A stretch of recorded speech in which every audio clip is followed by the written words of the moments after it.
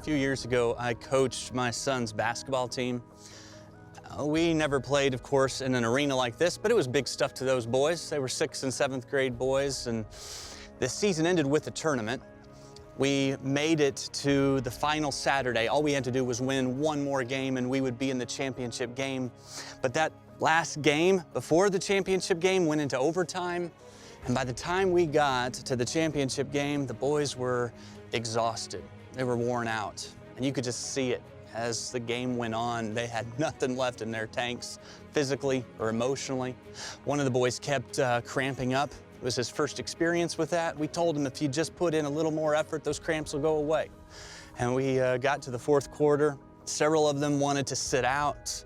But this was it, right? This was the final minutes of the season. A plastic trophy that looked identical to the runner-up and the participation trophies. It was on the line, and we needed to motivate these boys. So I wasn't the only pastor coaching. One of the other coaches was a pastor as well. A little more pastoral than me, really. More compassionate and gentle, gracious, that type of guy. He gathers the team around during a timeout with just a few minutes left on the clock. And he said, guys, you've been doing great.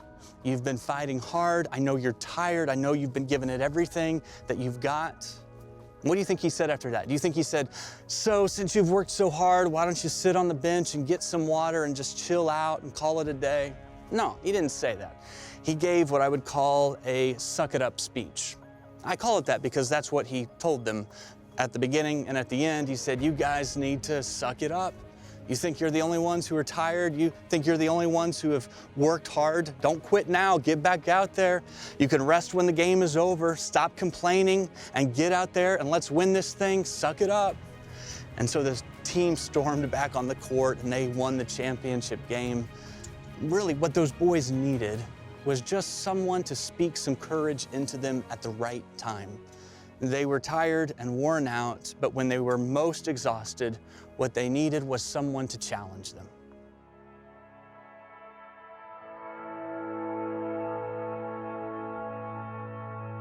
You know, growing up in Lake Dreamland, in that area, all I knew as a young child was the farm, because that's as far as I could see. And we lived on the backside of it. And walking through the field, Grandpa on that old Case tractor, driving through, plowing something, Grandma waiting for us with cookies and hanging out. There would always be a sprinkler on a hot day and we'd be jumping in the water or picking flowers that we're not supposed to pick. But those things were special times, just hanging out. And then I got old enough to kind of see over top the hedges and see what was going on around us. And the area grew, and it grew more in poverty.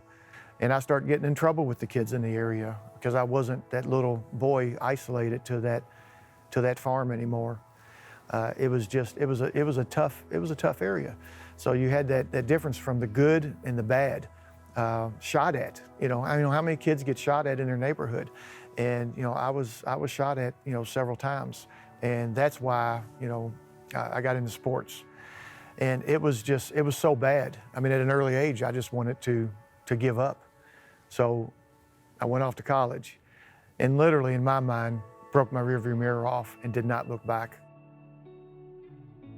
The Bible is filled with passages that speak courage into our lives, but one passage in particular has always held a lot of power for me. It comes from Hebrews chapter 12. It's the first 3 verses, and here's what we read. The Hebrew writer says, therefore, since we are surrounded by such a great cloud of witnesses, let us throw off everything that hinders and the sin that so easily entangles, and let us run with perseverance the race marked out for us, fixing our eyes on Jesus, the pioneer and the perfecter of our faith. For the joy set before him, he endured the cross, scorning its shame, and he sat down at the right hand of the throne of God. Consider him who endured such opposition from sinners so that you will not grow weary and lose heart. We're not exactly sure who wrote Hebrews, but its audience is pretty clear. It's people who are weary, people who are losing heart, and on any given day, on any number of occasions, that could be any one of us. And the Hebrew writer is speaking courage into our souls. So let's start at the beginning, verse 1. Therefore, since we are surrounded by a great cloud of witnesses. In just a few words, the writer not only urges us, to not give up, but points us to a source of motivation, a source of inspiration. The clue in this verse is the word therefore. It points us back to the previous chapter. In Hebrews chapter 11, we're introduced to a list of people who faced enormous challenges, and yet they kept the faith, they kept believing. And this crowd of witnesses, this mass of people, the Bible describes now as surrounding us. That's the idea we're given, that it's this huge throng of faith heroes that are with us wherever we go. So when you read about these heroes in chapter 11, think of them as faces in the crowd surrounding you, cheering for you not to quit when you're ready to give up. Now, I don't know if that language is figurative or literal, but either way, we are invited to enjoy this powerful and inspiring idea that when we feel lonely and overwhelmed and worn out, the applause of history's great heroes of the faith comes with shouts of encouragement. So imagine Abraham and Joseph and Moses and David, and reach for that mental picture the next time you feel discouraged and you're ready to quit. These are the swarms of believers who have gone before you, and they have felt how you feel, and somehow they stayed in the game, they got back up, they won the trophy, and you are not alone. So you play that highlight tape in your head found in Hebrews 11. The writer makes it clear that what makes this cloud of witnesses so great comes down to one word, and the word is faith. Here's how the writer puts it. Hebrews chapter 11, verses 1 and 2 says, faith is a confidence in what we hope for, and it's assurance of what we cannot see. And then it says, this is what the ancients were commended for. Faith is a confidence to keep believing, and it is the courage to keep going, even when the pieces of the puzzle don't seem to make any sense, even when you don't have a big picture to work from, you don't understand God's purpose, even when there seems to be no reason, you don't quit, you don't give up, because you recognize that you're part of the larger story that God is writing.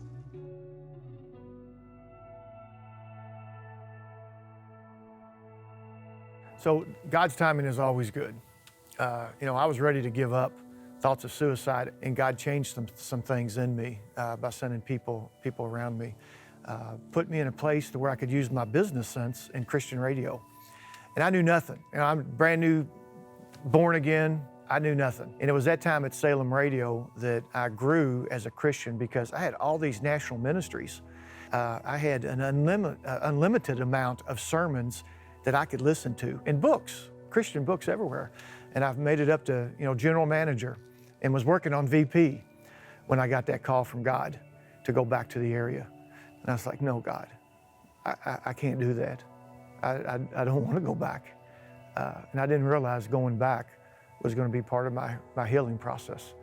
And he sent me to a high school, the high school that my kids graduated from, to speak for Fellowship of Christian Athletes.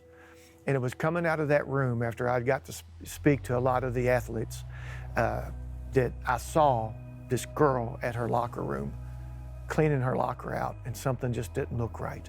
And later I found out that she was cleaning her locker out because she was going to kill herself. And God stopped it that day. Well, that was a Lake Dreamland girl. That was a girl from our area. And so God just said, go back down there. So I went looking for that girl and found about 8 of them just like her, and started doing a Bible study in the area. And God just took it and ran from there. The local church asked me, how would you like to preach here? And I did. And God just started something. Was it easy? Absolutely not. Those first 2 years of ministry, again, the shooting, the gunfire in the area, I did 18 funerals in 12 months. And I was like, Lord, I want to give up. I wanted to give up again. And he always brought something along that said, don't go till I release you. Don't give up. I am with you. One of the first heroes of the faith we read about in Hebrews 11 is Abraham. It was God's plan to build a nation from which the Messiah would eventually be born and save the world from sin. And God chose a man named Abraham to become the father of this great nation. Abraham's story is, of course, recorded in the Old Testament, but he's mentioned some 75 times in the New Testament. And here's what we're told about him in Hebrews 11, starting in verse 8. It says, "By faith, Abraham, when called to go to a place he would later receive as his inheritance, obeyed and went, even though he did not know where he was going."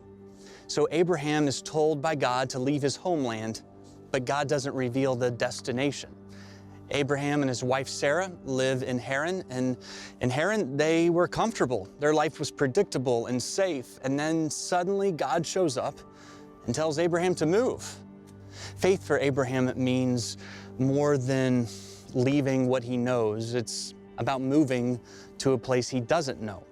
So imagine just the weight of that. Imagine the courage required, the conversation even between Abraham and Sarah. I wonder what that would have sounded like.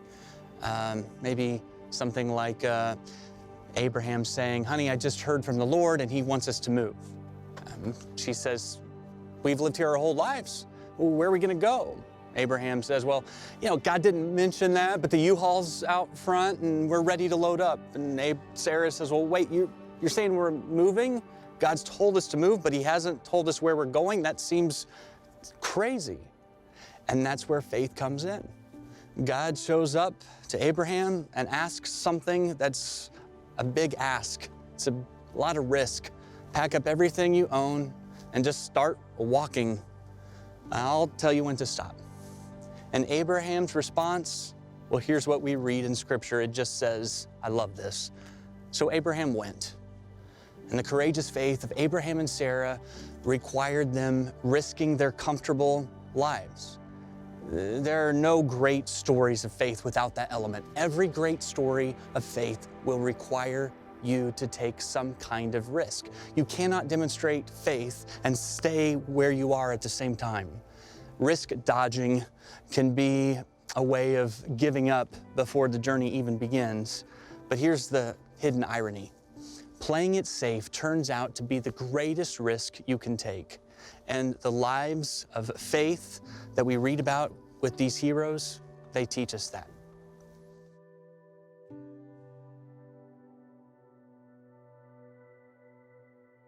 Through the ministry, it was verses like this that kept us going when people would mention faith, because all my life people told me, God has a plan for you, and I got tired of hearing that. Show me, God. What is the plan? There's a lot of things I could do. So I left a business, I left a job, and now I'm down here. Don't even know how I'm going to get paid. But in Hebrews 11, verse 1, it says, "Now faith is being sure of what we hope for and certain of what we do not see." I just had to trust him. I had to walk with him. I had to keep my eyes on him. And I realized that the healing, that he was healing me. I was there helping kids. But all of a sudden I realized that he's healing me. In verse 8 of that same chapter says, "By faith Abraham, when called to go to the place he would later receive his inheritance." God released my anger, and my inheritance was seeing him and walking with him and staying there. So obeyed and went, even though he did not know where he was going. I didn't know where God was going with this. Where are you going with this? It started with kids. Where are you going, Lord? Because so many times I wanted to give up, but God. We had leaders rotating in and out of the church because they couldn't handle the area. We dealing with bed bugs, head lice, kids coming in, some of them, practicing witchcraft and stuff. And you just got to stay with it. And then you'll see things like looking out on a picnic table and seeing a girl teaching another girl how to read because we offered books to them. Seeing things like that was God. Education, and seeing that little girl realizing as I walk up to that picnic table that the book she's reading to those kids was the Bible. It's things like that that we see. That's the things that when we see those as a team, it's amazing. And God says, don't give up. Stay with me. Don't give up. That's the faith. We don't know what's beyond that. But Lord, just let my eyesight be far enough ahead to where I can see you. Don't let me get ahead of you. And he shows us those things. And that's what's kept me there. A lot of people say, what are you doing there? Why are you there? God. And I will not leave until God releases me. A story of faith is almost always a don't give up story of perseverance. a story of pushing through and refusing to quit. The tendency for all of us is to feel sorry for ourselves, to dwell on our unfair circumstances. But faith that doesn't stop means taking action. It means moving forward. It's a determination to act on what needs to happen rather than dwelling on something that has already happened.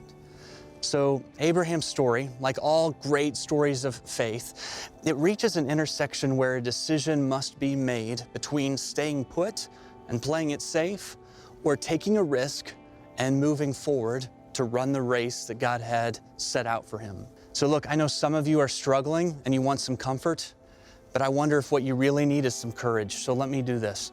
Let me call a timeout and invite you over to the bench.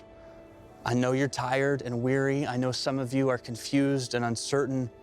And I know that you might want me to tell you to have a seat on the bench and get some water, but this is not that time. This isn't the time to sit on the sidelines. This is not the time to lose faith. Remember Abraham. I think he has a message for you from that cloud of witnesses. And I think his message would go something like this. I think Abraham would say, I get it. Life hasn't measured up to your expectations. You're not alone. I think Abraham would say it's true for everyone. It was certainly true for me. There were many times I couldn't see how God's plan for my life was going to work out. But I think he would say, if you're feeling disappointed and disillusioned, keep believing. If you're feeling confused and you're wondering if you somehow have missed God's plan for your life, keep believing. If you've done things your own way and it's only made a bigger mess, keep believing. There is a picture. You can't see it now, but up here in the cloud, we have an incredible view. The picture is worth fitting into, and it's coming together piece by piece. Keep believing. Don't give up.